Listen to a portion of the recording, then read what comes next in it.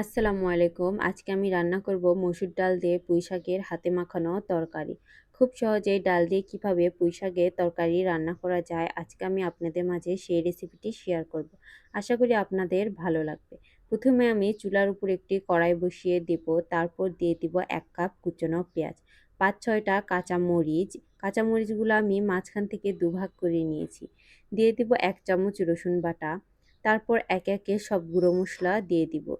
দিয়ে দিব ১ চামচ লাল মরিচের গুঁড়ো, পরিমাণ মতো লবণ, ১/২ চামচ জিরার গুঁড়া, ১/২ চামচ হলুদ গুঁড়া। এরপর দেব পরিমাণ মতো তেল। এখানে আমি খাঁটি সরিষার তেলে রান্না করব। আপনারা চাইলে সয়াবিন তেল ইউজ করতে পারেন। তারপর সব মশলাগুলো হাত দিয়ে ভালো করে মেখে নেব। মশলাগুলো একটু ডলে ডলে ভালো করে মেখে নিতে হবে, যাতে সবগুলো মশলা সুন্দরভাবে পেঁয়াজের সাথে মিশে যায় এবং পেঁয়াজটা একটু নরম হয়ে আসে।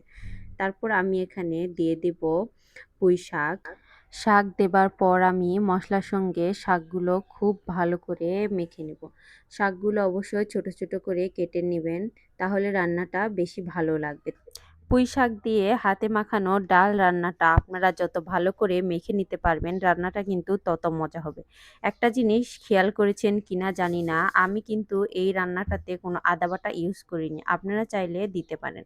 তারপর দিয়ে দিব মসুর ডাল। ডালগুলো আমি পরিষ্কার পানিতে ধুয়ে ০.৫ ঘন্টার জন্য ভিজিয়ে রেখেছিলাম।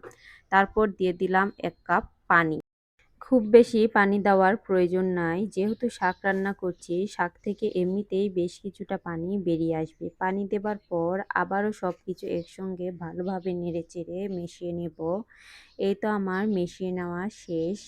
ভালোভাবে মেশানো হয়ে গেলে আমি উপর থেকে সামান্য কয়েকটা চেরা কাঁচামরিচ ছিটিয়ে দিব ফ্লেভারের জন্য। তারপর আর ১ কাপ পানি দিয়ে আমি ঢাকনা দিয়ে ঢেকে চুলাটা অন করে দেব। চুলার জালটা মিডিয়ামে রেখে আমি ৫-৭ মিনিটের মতো রান্না করে নেব। ৫-৭ মিনিট পর আমি ঢাকনাটা তুলে দেখে নেব ডালটা সিদ্ধ হয়েছে কিনা। দেখতে পাচ্ছেন আমার ডাল এবং শাকগুলো খুব ভালোভাবে সেদ্ধ হয়ে গেছে এবং পানিটাও অনেক শুকিয়ে এসেছে। এ পর্যায়ে আমি অনবরত নাড়তে থাকবো।